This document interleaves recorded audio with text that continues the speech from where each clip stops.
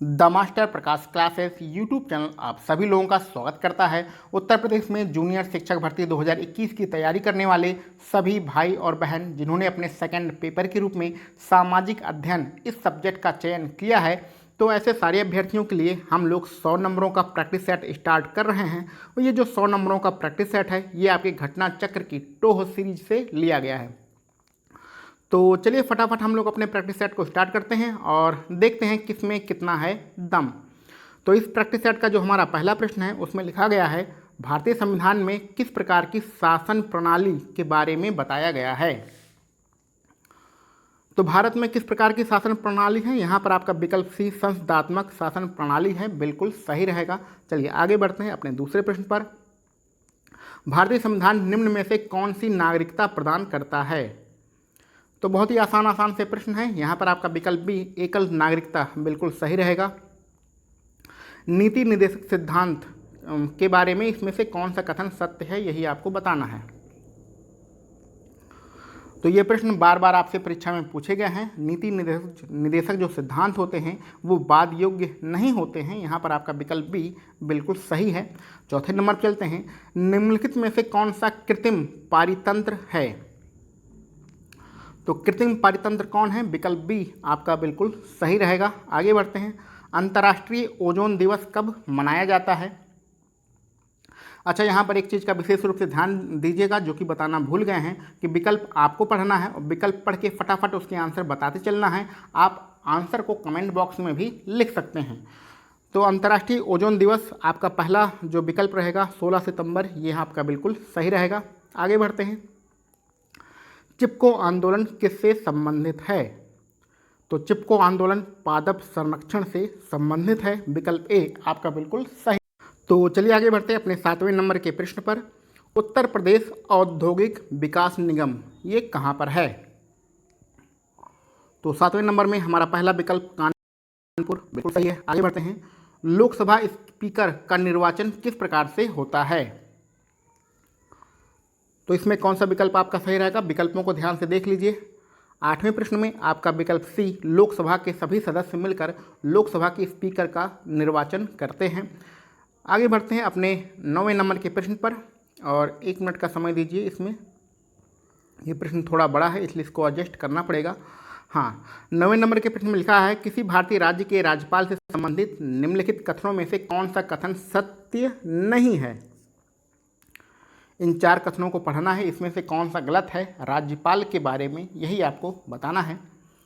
तो 9वें नंबर में ये जो लंबा चौड़ा सा कथन दिया गया है विकल्प डी में, ये आपका बिल्कुल सही है। सही का मतलब ये गलत है, जो गलत है वही हमारा विकल्प सही रहेगा। यदि संबंधित राज्य की व्यवस्थापिका उसे पद से हटाने जाने का प्रस्ताव स्वीकार करती है तो वह पदावधि के पूर्व भी पदमुक्त किया जा सकता है। ये कथन जो है बिल्कुल रॉन्ग है। आगे बढ़ते हैं अपने 10वें नंबर के प्रश्न पर। 10वें नंबर में दिया है, निम्नलिखित कार्यों में से कौन सा कार्य स्थानीय स्वशासन से संबंधित नहीं है। तो इन 4 कामों में से कौन सा काम स्थानीय स्वशासन नहीं करता है। 10वें नंबर में आपका विकल्प डी लोक व्यवस्था का अनुरक्षण, ये कार्य स्थानीय स्वशासन का नहीं है। 11 नंबर चलते हैं, निम्नलिखित अनुच्छेदों में से कौन सा अनुच्छेद पंचायतों में अनुसूचित जातियों एवं जनजातियों के लिए सीटों का आरक्षण प्रदान करता है। तो ऐसा किस आर्टिकल में कहा गया है, ऐसा आर्टिकल 243 के जो है सेक्शन डी में कहा गया है, विकल्प ए आपका बिल्कुल सही है। 12 नंबर के प्रश्न में आपको भारत का विस्तार कहाँ से कहाँ तक है, यही आपको बताना है। ध्यान से विकल्पों को पढ़िएगा, गलत आंसर मत दीजिएगा। 12 नंबर में ये जो पहला है, ये जो दूसरा है, तीसरा है, ये सब आपके गलत लिखे गए हैं, यानी कि इसमें से कोई नहीं, ये आपका आंसर रहेगा। अगर आपको भारत का विस्तार किस उत्तरी गोलार्ध में है, उत्तरी गोलार्ध में कहाँ से कहाँ तक है, ये आपको पता है तो इसको कमेंट बॉक्स में ज़रूर बताइएगा। चलिए आगे बढ़ते हैं हम लोग अपने 13 नंबर के प्रश्न पर। भारत का वह कौन सा स्थान है जहाँ पर बंगाल की खाड़ी और अरब सागर और हिंद महासागर, ये 3 सागर आपस में मिलते हैं। तो 13 नंबर के प्रश्न के लिए विकल्प ए कन्याकुमारी हमारा बिल्कुल सही रहेगा। आगे बढ़ते हैं 14 नंबर पर, निम्नलिखित में से भारत के किस राज्य की सीमा म्यांमार से उभयनिष्ठ नहीं है। यानी कहने का मतलब है कि इन 4 ऑप्शन में आप ऐसी कौन सा राज्य है जिसकी सीमा म्यांमार से नहीं मिलती है। तो जो असम राज्य है उसकी सीमा म्यांमार से नहीं मिलती है। यहाँ पर विकल्प ए आपका बिल्कुल सही है। 15 नंबर पर चलते हैं। भारत को कितने प्राकृतिक प्रदेशों में विभाजित किया गया है? तो भारत को टोटल 4 प्राकृतिक प्रदेशों में बांटा गया है। विकल्प ए आपका बिल्कुल सही है। निम्नलिखित में से कौन सा मरुस्थल है? ये 4 विकल्पों में मरुस्थल कौन सा है ये आपको छांटना है। यहाँ पर आपका पहला विकल्प सिंधु क्षेत्र बिल्कुल सही है। 17 नंबर चलते हैं। निम्नलिखित में से किस शासक ने ईस्ट इंडिया कंपनी को दीवानी प्रदान की थी? तो ईस्ट इंडिया कंपनी को दीवानी प्रदान किसने किया था? 17 नंबर में आपका विकल्प सी शाह आलम द्वितीय, ये बिल्कुल सही है। आगे बढ़ते हैं 18 नंबर के पृष्ठ पर और इसको पहले हम लोग एडजस्ट कर लेते हैं। हाँ, अंग्रेजों ने श्रीरंगपट्टम की जो संधि की थी वो किसके साथ किया था, यही आपको बताना है। तो अंग्रेजों ने श्रीरंगपट्टम जो राजधानी थी मैसूर की, वहाँ 2 लोग थे, हैदर अली और टीपू सुल्तान। कन्फ्यूज नहीं होना है, इसका आंसर रहेगा टीपू सुल्तान, विकल्प सी। आगे बढ़ते हैं अपने 19 नंबर के प्रश्न पर। इसमें जनजातियाँ लिखी गई हैं और उसके संबंधित राज्य लिखे गए हैं। इनमें से कौन सा जोड़ा सही है ये आपको बताना है। सिर्फ एक सही है और कौन सा सही है ये आपको बताना है। जो थारू जनजाति रहती है वो उत्तराखंड में रहती है, ये वाला बिल्कुल सही है। बाकी के तीनों जो विकल्प आपके दिए गए हैं वो बिल्कुल गलत हैं। आगे बढ़ते हैं अपने दक्षिण भारत की बात करते हैं। दक्षिण भारत में एक जनजाति रहती है जिसका नाम है टोडा जनजाति। ये कहाँ पर निवास करती है यही आपको बताना है। तो 20 नंबर के प्रश्न में टोडा जनजाति जो है तमिलनाडु में रहती है। और तमिलनाडु कहाँ है? नीलगिरी की पहाड़ियों पर। तो चाहे तमिलनाडु ऑप्शन में हो चाहे नीलगिरी की पहाड़ी हो, आपका विकल्प सी बिल्कुल सही रहेगा। आगे बढ़ते हैं। कौन सी श्रेणी यमुना और सोन के मध्य जल द्विभाजक का कार्य करती है? यानी कि यमुना और सोन नदियों के बीच में कौन सी पर्वत श्रेणी है ये आपको बताना है। 21 नंबर में विकल्प बी कैमूर पर्वत श्रेणी है। किसके बीच में? यमुना और सोन के बीच में। आगे बढ़ते हैं।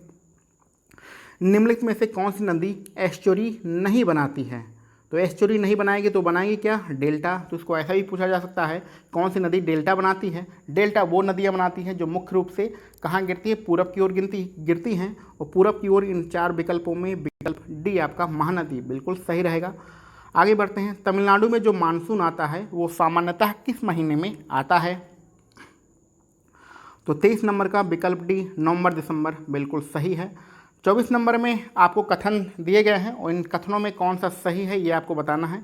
इसके लिए थोड़ा सा समय दीजिए, इसको एडजस्ट करते हैं। हाँ, तो एक कथन दिया गया दक्षिण भारत से उत्तरी भारत की ओर जो मानसून की अवधि घटती है, ठीक है।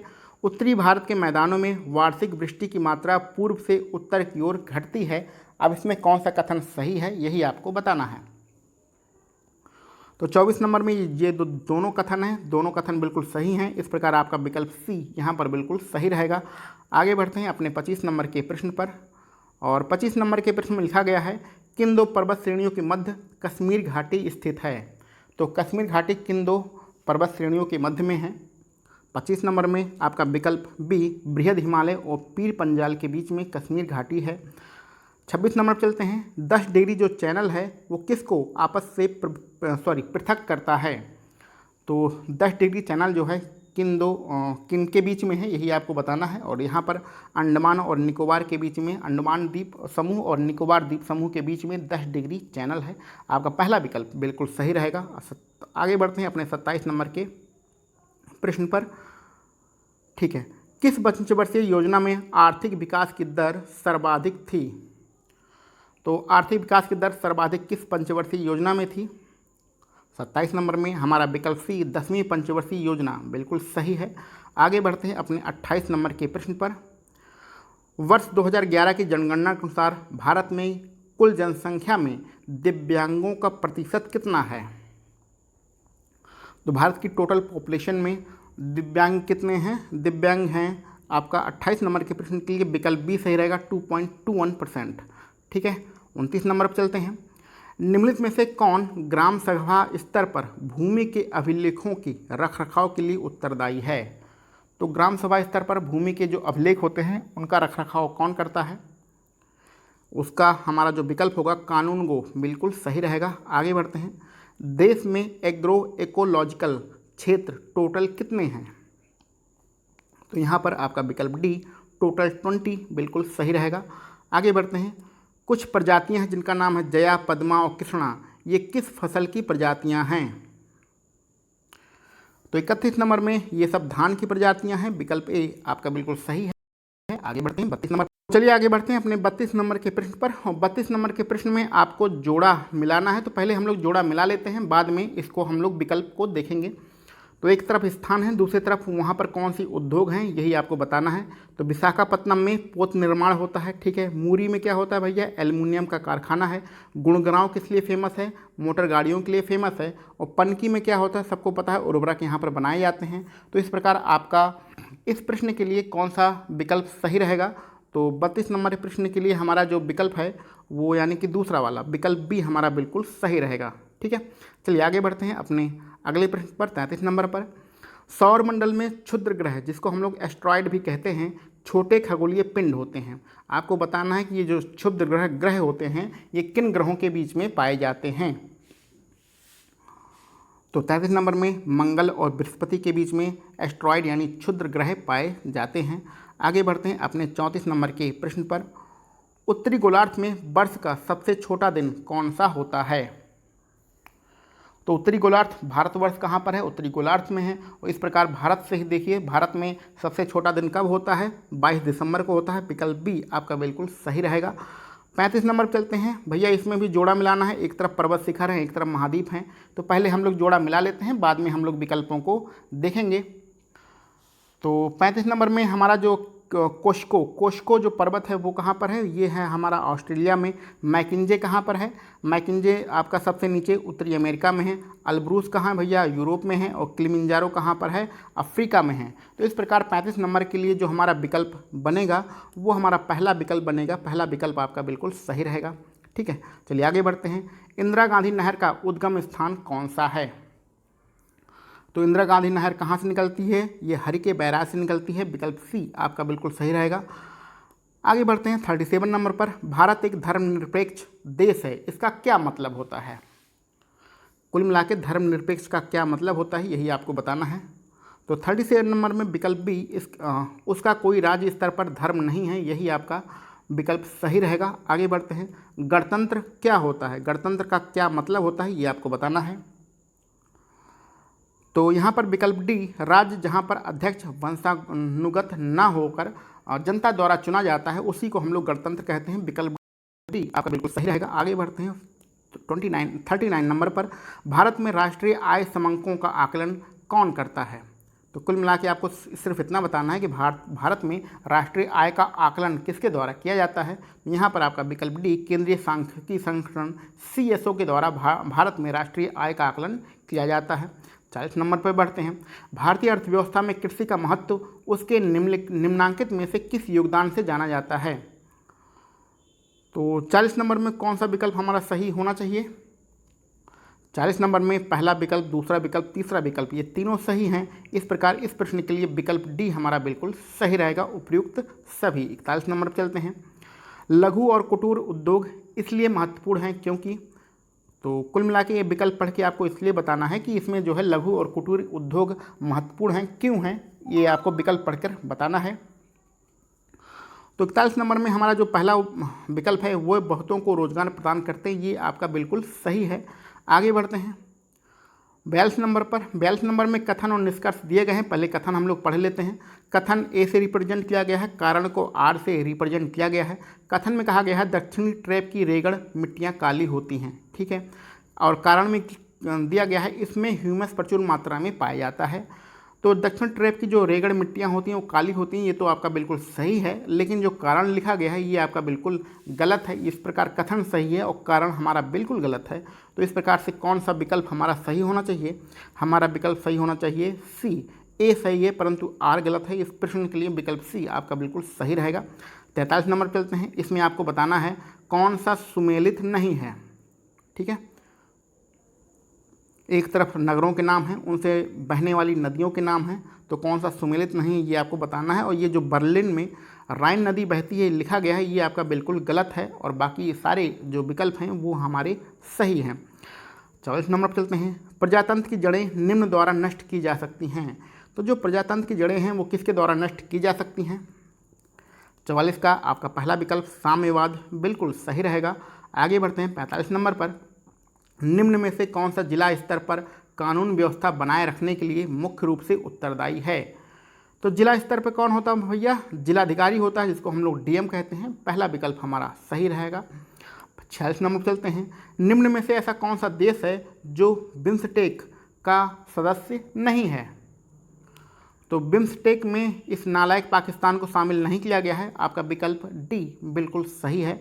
आगे बढ़ते हैं 47 नंबर पे, राष्ट्रीय महत्वपूर्ण सूचना अवसंरचना संरक्षण केंद्र का संबंध किससे है। तो बहुत ही महत्वपूर्ण ये संगठन है, ठीक है। इसका संबंध 47 नंबर का आपका जो आंसर होगा वो पहला होगा, साइबर सुरक्षा। विकल्प ए हमारा बिल्कुल सही रहेगा। 48 नंबर पर चलते हैं, निम्नलिखित में से कौन सा कथन बलवन के संबंध में सही नहीं है, ठीक है। तो बलवन के संबंध में कौन सा कथन गलत है, यही आपको बताना है। विकल्पों को ध्यान से पढ़ लीजिए। तो 48 नंबर के हमारा जो विकल्प बी है, उसने इक्तादारी व्यवस्था का प्रारंभ किया था। ये हमारा बिल्कुल जो है गलत है। किसके संबंध में, बलवन के संबंध में। बाकी के सारे कथन यहाँ पर सही हैं। 49 नंबर पर चलते हैं, प्रवासी भारतीय दिवस कब मनाया जाता है। तो भैया इसको तो भूलना नहीं है। 49 नंबर में 9 जनवरी प्रवासी भारतीय दिवस मनाया जाता है। विकल्प बी सही रहेगा। 50 नंबर पर चलते हैं, एनिहिलेशन ऑफ कॉस्ट ये एक पुस्तक है, इस पुस्तक के राइटर कौन हैं।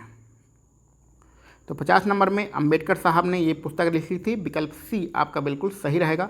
51 नंबर पर चलते हैं, पारिस्थितिकी तंत्र की जो संकल्पना है उसको सबसे पहले किसने दिया था। तो 51 नंबर में आपका विकल्प डी टॉन्सले बिल्कुल सही है। आगे बढ़ते हैं, राष्ट्रीय विकास परिषद का संबंध किससे है। तो राष्ट्रीय विकास परिषद का जो संबंध है पंचवर्षीय योजनाओं के अनुमोदन से है। पहला विकल्प आपका बिल्कुल सही है। आगे बढ़ते हैं, कौन सी भाषा संविधान की 8वीं अनुसूची में शामिल नहीं है। तो सारी भाषाओं को देख लीजिए, इसमें अंग्रेजी को शामिल नहीं किया गया है। 53 नंबर में पहला विकल्प आपका सही होना चाहिए। 54 नंबर पे क्योटो प्रोटोकॉल किससे संबंधित है। तो जो क्योटो प्रोटोकॉल है वो आपका विकल्प बी जलवायु परिवर्तन से संबंधित है। तो ये सारे प्रश्न बहुत ही आसान से मिल रहे हैं इस प्रैक्टिस सेट में, लेकिन घबराना नहीं है। सारे प्रश्नों को सॉल्व करते जाना है, क्योंकि कुछ भी आपकी परीक्षा में पूछा जा सकता है। भारत में उपयुक्त पारिस्थितिकी संतुलन बनाए रखने के लिए वनाच्छादन हेतु न्यूनतम संतुलित भूमि क्षेत्र कितना होना चाहिए। तो आपको इस प्रश्न में ये बहुत ही कठिन यहाँ पर वाक्य लिखा गया है। आपको सिर्फ इतना बताना है कि भारत में अगर पारिस्थितिकी संतुलन बनाना है तो टोटल भूमि का कितना प्रतिशत वन क्षेत्र के रूप में होना चाहिए। तो 55 नंबर में 33% भारत में वन होंगे तो हमारा पारिस्थितिकी संतुलन बना रहेगा। ये आपका विकल्प बी बिल्कुल सही है। 56 नंबर पे चलते हैं, दक्षिणी गंगोत्री से आप क्या समझते हैं, यानी दक्षिणी गंगोत्री क्या है। तो यहाँ पर 56 नंबर में भारत का प्रथम अंटार्कटिक जो शोध केंद्र है उसका नाम दक्षिणी गंगोत्री है। ये आपका विकल्प सी यहाँ पर सही रहेगा। आगे बढ़ते हैं, एक पुरस्कार है जिसका नाम है टायलर। टायलर पुरस्कार किस क्षेत्र के लिए दिया जाता है। तो यहाँ पर पर्यावरण की सुरक्षा के लिए टायलर पुरस्कार दिया जाता है। विकल्प डी यहाँ पर बिल्कुल सही है। आगे बढ़ते हैं, इसमें भी भैया आपको जोड़ा मिलाना है। एक तरफ वन्य जीव अभ्यारण्य है, दूसरी तरफ राज्य हैं, तो ये हम लोग जोड़ा मिला लेते हैं। 58 नंबर में जो नामदफ़ा कहाँ पर है सबको याद होना चाहिए। नामदफ़ा अरुणाचल प्रदेश में है। बांदीपुर के बारे में भूलिएगा मत, ये कर्नाटक में है। पेरियार कहाँ पर है, केरल में है। और लामजाओ कहाँ पर है, मणिपुर में है। इस प्रकार 58 नंबर का अगर हम लोग विकल्प देखेंगे तो जो पहला वाला विकल्प है यही हमारा बिल्कुल सही रहेगा। क्लियर। चलिए आगे बढ़ते हैं। 59 नंबर पर पारिस्थितिकी तंत्र के जैविक घटकों में उत्पादक घटक कौन सा है। तो उत्पादक हरे पेड़ पौधे होते हैं। विकल्प डी आपका बिल्कुल सही है। बहुत ही नॉर्मल प्रश्न है, कोई इसमें कठिन नहीं है। सर्वाधिक जैव विविधता कहाँ पर पाई जाती है। तो सबसे ज़्यादा जैव विविधता उष्ण कटिबंधीय वर्षा वनों में। विकल्प सी यहाँ पर सही रहेगा। आगे बढ़ते हैं, उत्तर प्रदेश में SGDP प्राथमिक सेक्टर का योगदान कितना है। तो SGDP में प्राथमिक सेक्टर का जो योगदान है, यानी कि GDP में प्राथमिक सेक्टर का जो योगदान है वो हमारा कितना होना चाहिए, यहाँ पर आपका विकल्प सी सही होना चाहिए, 34.9%। आगे बढ़ते हैं 62 नंबर पर, उत्तर प्रदेश के निम्नलिखित जिलों में किसका क्षेत्रफल सर्वाधिक है। तो ये तो सबको रटा है, लखीमपुर खीरी जो हमारा जिला है वो सबसे बड़ा जिला है। आगे बढ़ते हैं, निम्नलिखित में से कौन सा अभ्यारण्य सही सुमेलित नहीं है, यानी कौन सा अभ्यारण्य गलत है, ये आपको बताना है। तो 63 नंबर का जो हमारा नवाबगंज लिखा है, और ये कहाँ लिखा है, इलाहाबाद, ये तो बिल्कुल गलत है। और बाकी के सारे सभी जो है पक्षी विहार वो आपके सही यहाँ पर दिए गए हैं। आगे बढ़ते हैं 64 नंबर पर, निम्नलिखित में से किसको चार कोथलिक युग भी कहा जाता है। 1 मिनट का मुझे समय दीजिए, आप सभी लोग तब तक आंसर बताइए।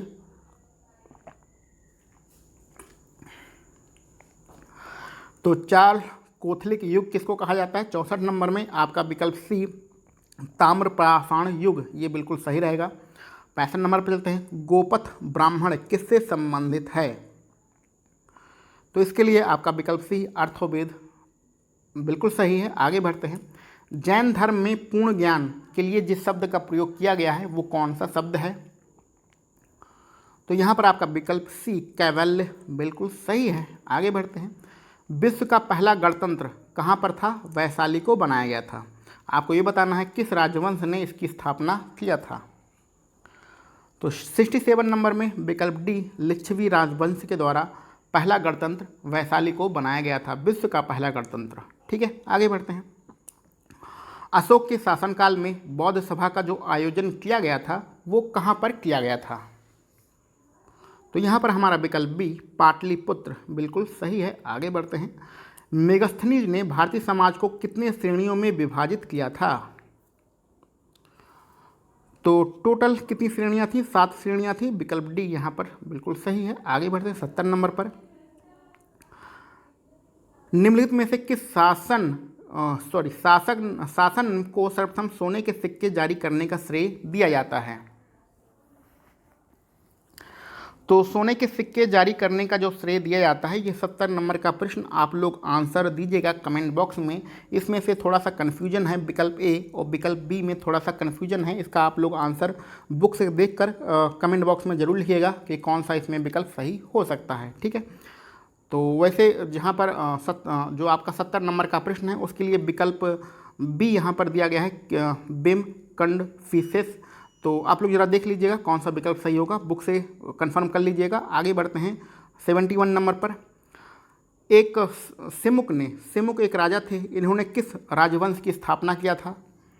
तो सिमुक ने आपका विकल्प डी सातवाहन राजवंश की स्थापना किया था। आगे बढ़ते हैं, निम्नलिखित में से किस गुप्त राजा का एक नाम देवगुप्त भी है।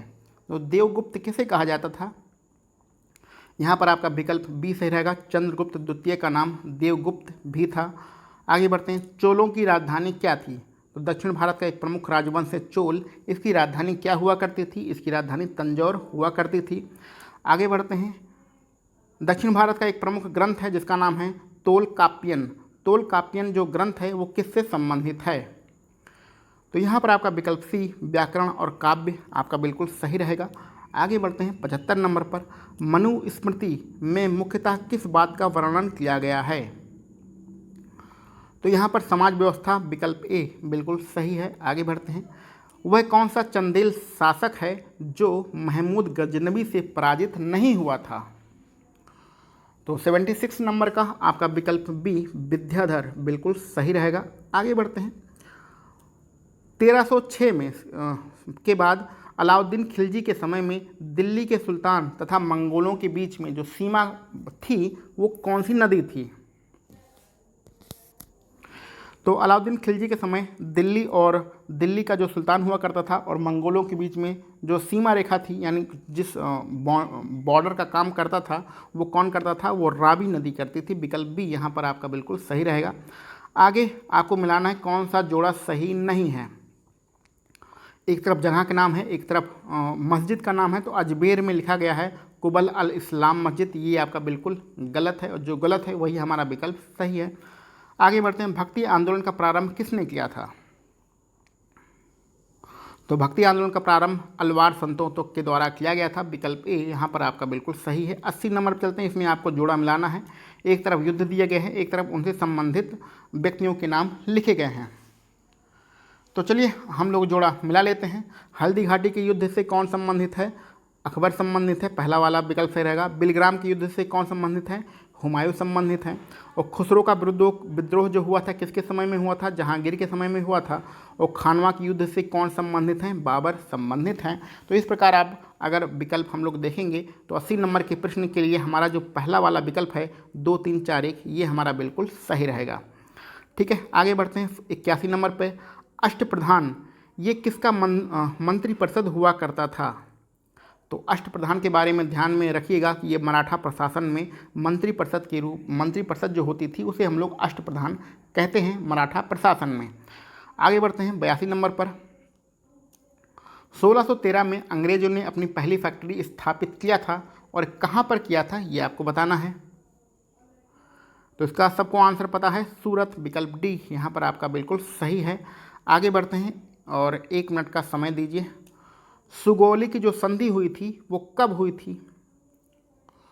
तो सुगौली की जो संधि हुई थी 1815 में हुई थी। विकल्प डी यहाँ पर आपका बिल्कुल सही होना चाहिए।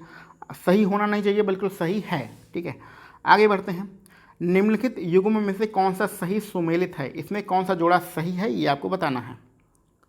तो 84 नंबर में लॉर्ड कॉर्नवालिस के बारे में लिखा गया है स्थायी बंदोबस्त, ये हमारा बिल्कुल सही है। बाकी के सारे विकल्प यहाँ पर गलत दिए गए हैं। आगे बढ़ते हैं अपने 85 नंबर के प्रश्न पर और 1 मिनट का समय दीजिए। 85 नंबर में लिखा गया है 19वीं शताब्दी के दौरान होने वाले बहावी आंदोलन का मुख्य केंद्र कौन सा था? तो यहाँ पर आपका विकल्प बी पटना बिल्कुल सही है। आगे बढ़ते हैं। जनजातीय लोगों के बारे में आदिवासी शब्द का प्रयोग किसने किया था? तो इस शब्द का प्रयोग किया था ठक्कर बापा ने। तो विकल्प बी यहाँ पर आपका बिल्कुल सही है। आगे बढ़ते हैं।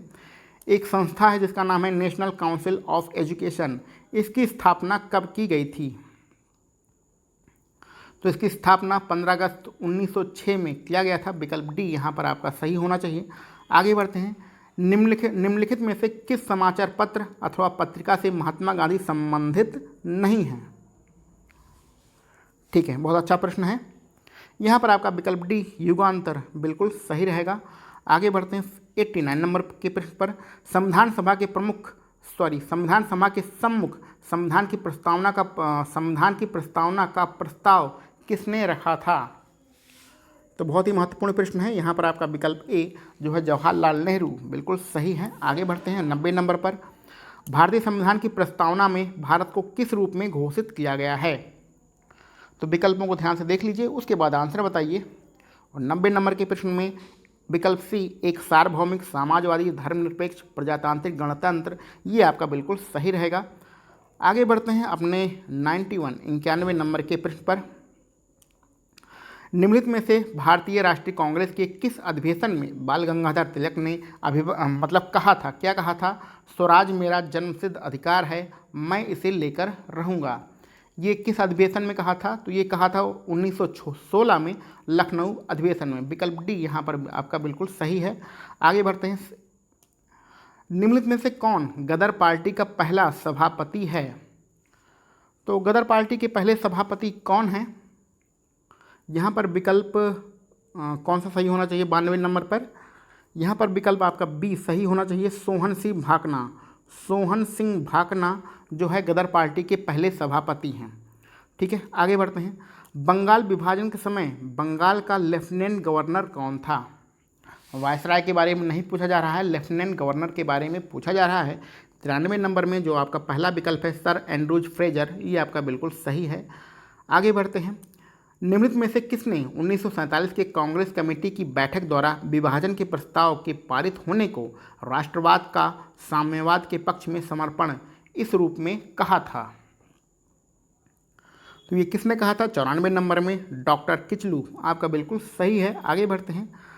सर्वोच्च न्यायालय का जो न्यायाधीश होता है वो अपने पद का त्याग कर सकता है, किसको पत्र लिखकर अपने पद का त्याग करता है?